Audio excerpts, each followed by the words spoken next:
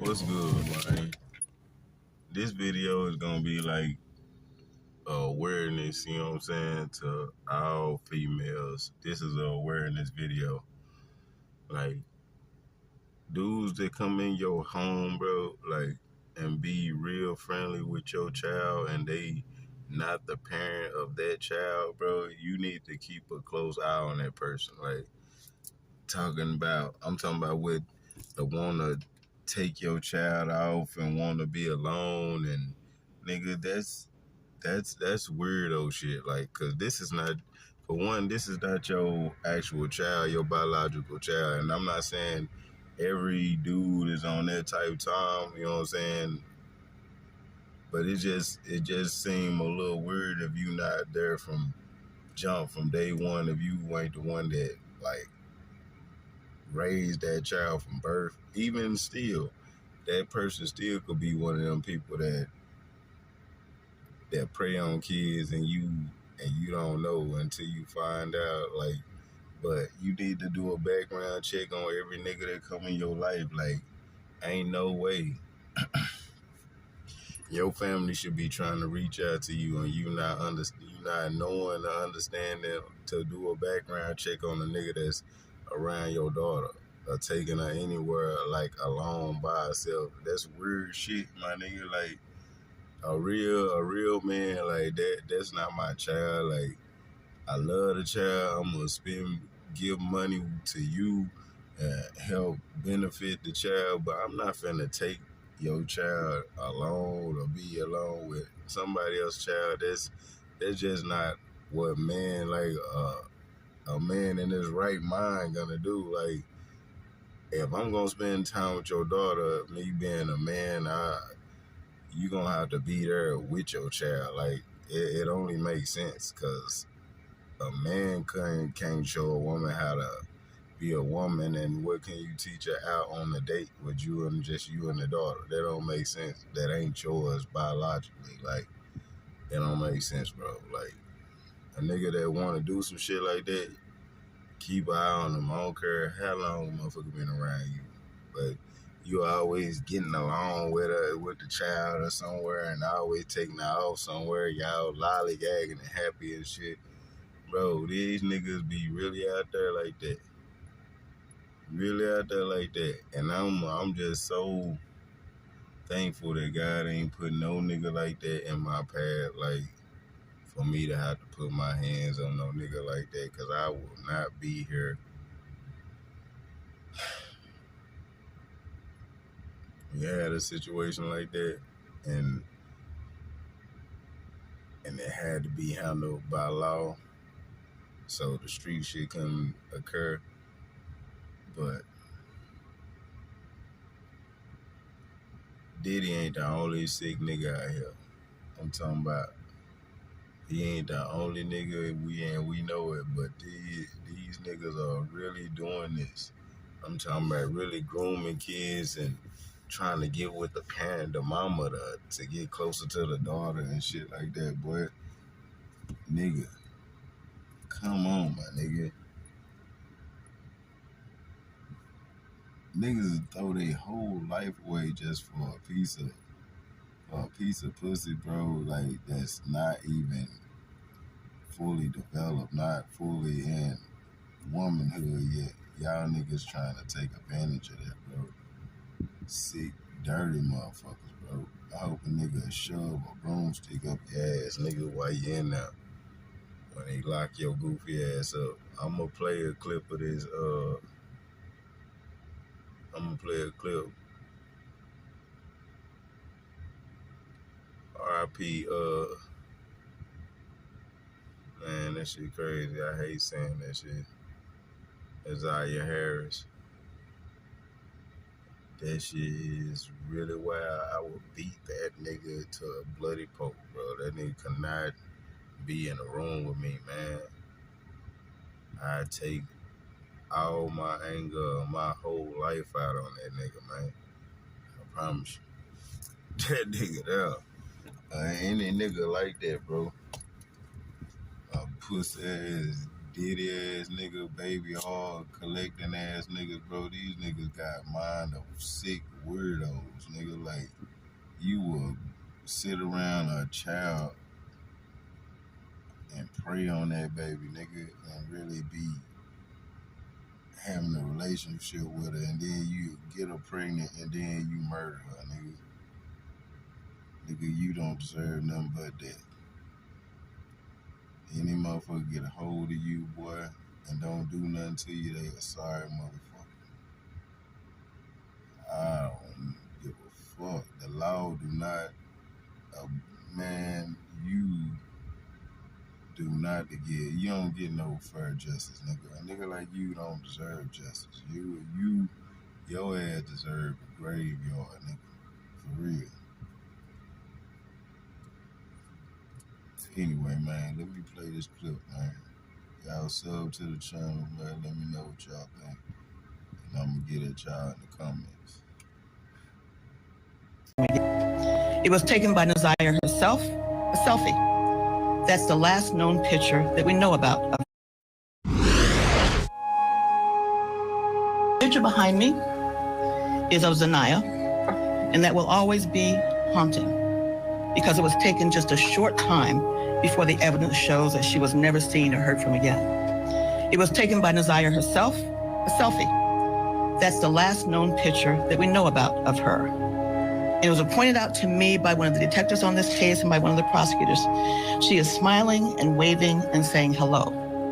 But little did she know that she was really saying goodbye. This story, so incredibly tragic. Nahzia Harris, little 13-year-old girl, should be enjoying those teenage years, you know? Should be having fun, laughing with her friends, going to school, learning, doing all of those things, but she's not. And she's missing, but presumed to be dead and murdered. I want you to take a listen to Kim Worthy. That was the prosecutor from Wayne County. Here she is talking about the evidence against the man that they have accused of the murder.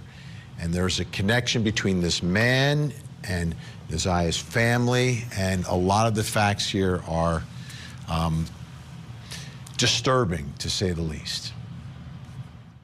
The evidence shows overwhelmingly in this case that she is in fact deceased. The last time she was seen alive was January the 9th of this year, 2024, almost 9 months ago. Her missing status was reported to the Detroit Public School Police Department by her grandmother on that very day, when she never returned home from school. And again, that was January the 9th of 2024. In early February of 2024, the case was turned over to the Detroit Police Department. Frankly, that should have happened right away, but they began investigating immediately. The evidence would further show that through text messages that we know and that we have, Zanaya and this defendant were going to meet after school on January the 9th.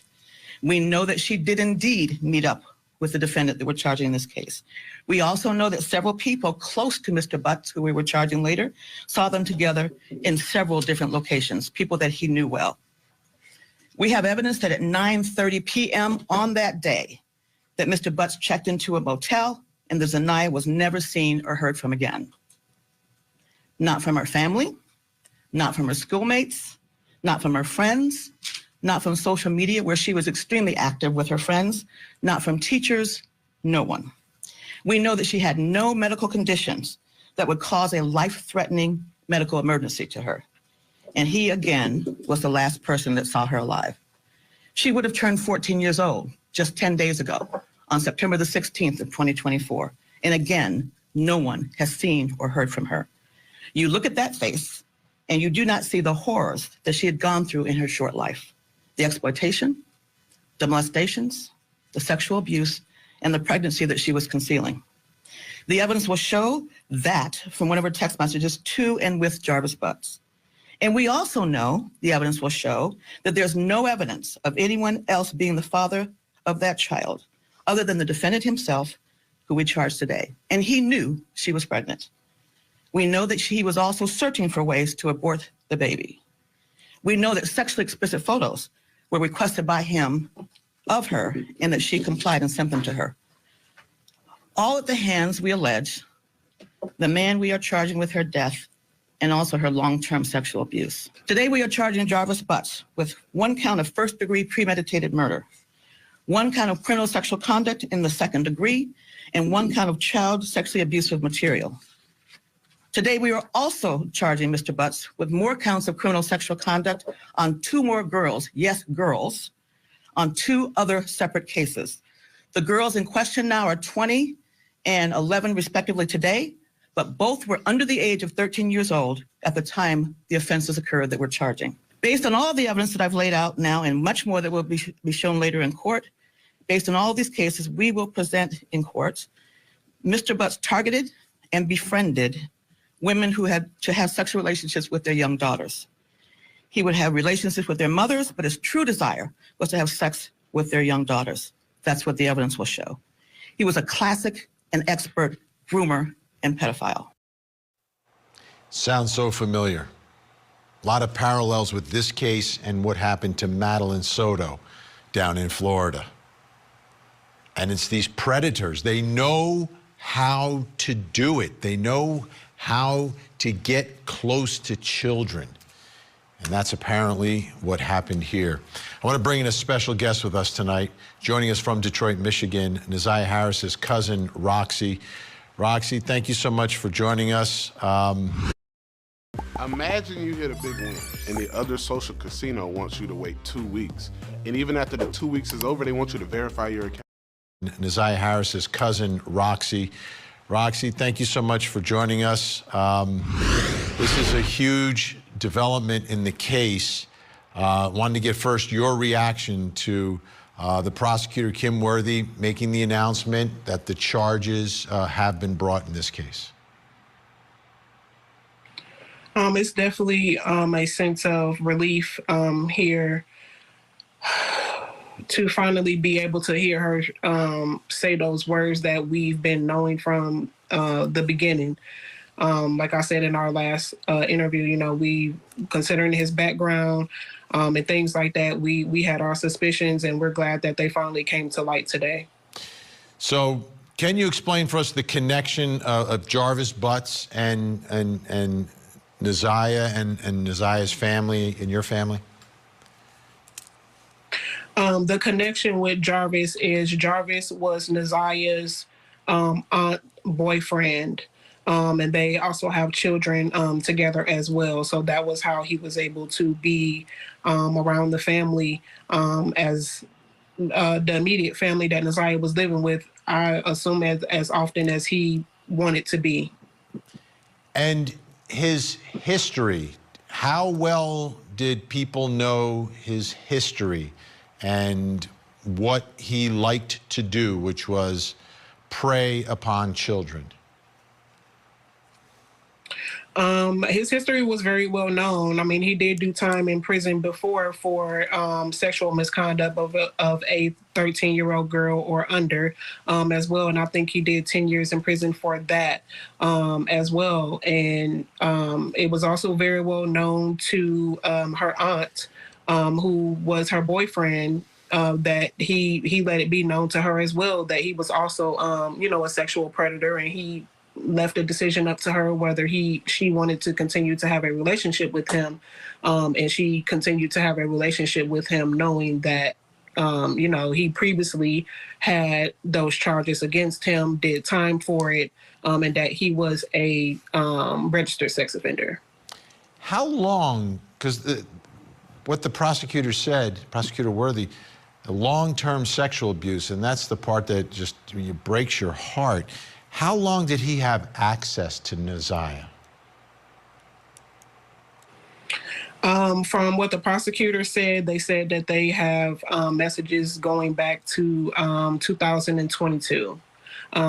However, I personally believe that he's been around the family longer than that, considering the fact of, you know, the amount of children that he has with Nahzia's aunt,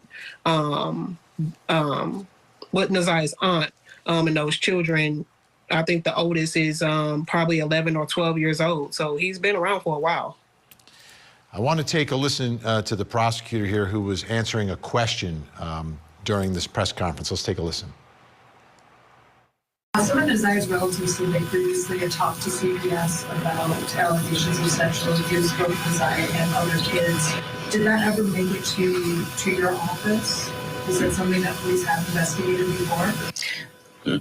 Yeah, let me just say this, that if anyone that is watching this press conference right now or reads any of the coverage that I'm sure that you will give this, has any reason to believe that they were a victim of his or that they know something else, we certainly welcome them to contact the Detroit Police Department.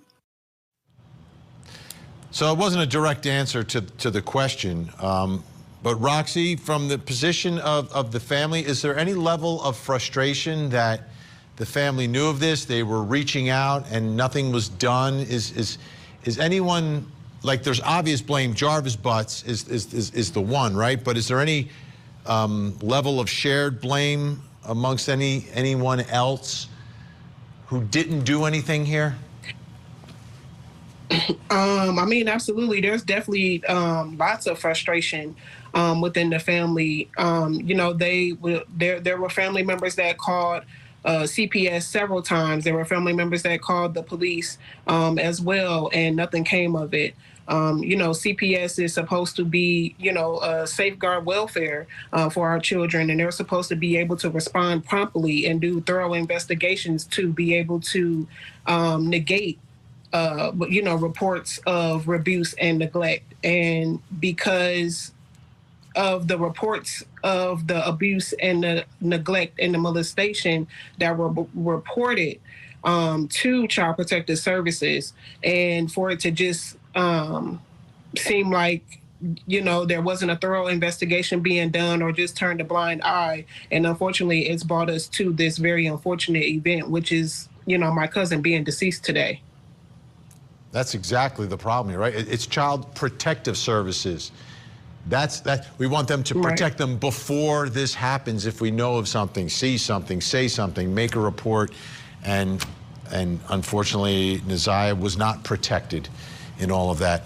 I have to point out, your shirt says, "Where is Nahzia?" because she still hasn't been found. Right. How important is it that her body is still, they do not have her, they have not found her body. They do not have her body. So we will continue to ask, you know, where is Nahzia, so that we can be able to give her the proper rest that she deserves. She didn't deserve any of this to happen to her. She was only 13 years old, or, you know, 14, just, you know, 10 days ago. And it was hard to even try to have a celebration for her because it was not a celebration, and it should have been. So we will continue to ask where is Nahzia until we get those answers, because she needs to properly be laid to rest properly, because she deserves that. Absolutely. And Roxy, it's important that the family does exactly what you're doing. You know, let everyone know this doesn't end right now. It doesn't end with an arrest. It doesn't end with a conviction. Right. We need to find Nahzia as well. Roxy, thank you so much. We'll speak again. Absolutely. Thank you. All right, when we come back, we're going to talk about this case. Now it's in our system of justice. You heard about the charges. You heard about CPS. Our think tank weighs in next. We all must. He was a classic and expert groomer and pedophile. There he is, the accused murderer, made his way into that family so he could allegedly prey upon little Nahzia for years. For years. It sounds so familiar, and unfortunately it is. I want to bring in our think tank, Eklund Mercy, Kirk Nurmi, Nima Romani. Here's the question, and I'll start with you, Kirk. Like, if the guy is a convicted child molester, gets out, we know who he is. The family, at least part of the family, very concerned. They're reaching out to CPS. If we can't protect that child, who can we protect? You're right, Vinny. I mean, the sad reality is we have predators like this. You mentioned Madeline Soto. There was a little less different. We also think about Sandra Birchmore, and some of the accused is a police officer there. So yes, we can do all we can, and the prosecutor's advice to be very careful of who we let in our home. and have access to our children is very important, very well taken. And sadly, you can see this over and over again. We just mentioned a couple cases. These predators are so adept, and that's one of the reasons I believe that someone convicted of a crime of this nature, a leopard doesn't change his spots, and Mr. Butt should have been in prison for the rest of his life once convicted of such crime, so he wouldn't be in a position where he is now. I think that's where the real solution lies. I agree. Nima, they don't get better, they get worse. But see, at the end of the day, man, I blame the child. Well, I blame the motherfucking nigga 100%. I blame the mama, and I blame the daughter for not abiding by rules. If a parent set the rules and you not talking to no grown nigga like that, if they ever told you to mind your fucking parent, man, and listen, because niggas don't want nothing from you but take advantage of you. That's it. Ain't a grown nigga got nothing for a child, bro. Like, y'all should understand and listen to y'all parents, man, because this shit could be your last time you ever. Niggas don't care about you. You see, this nigga was sleeping with the child, getting everything that he wanted from her, and then as soon as she got pregnant, he wanted to cover his own ass up by killing her, murdering that child. He a sick month, and he don't deserve to breathe, my nigga. That nigga don't deserve air on this earth, my nigga. He don't deserve that shit. So anyway, man, y'all stay tuned, man. Stay woke. For real, I don't say that shit just to be saying that. I mean it.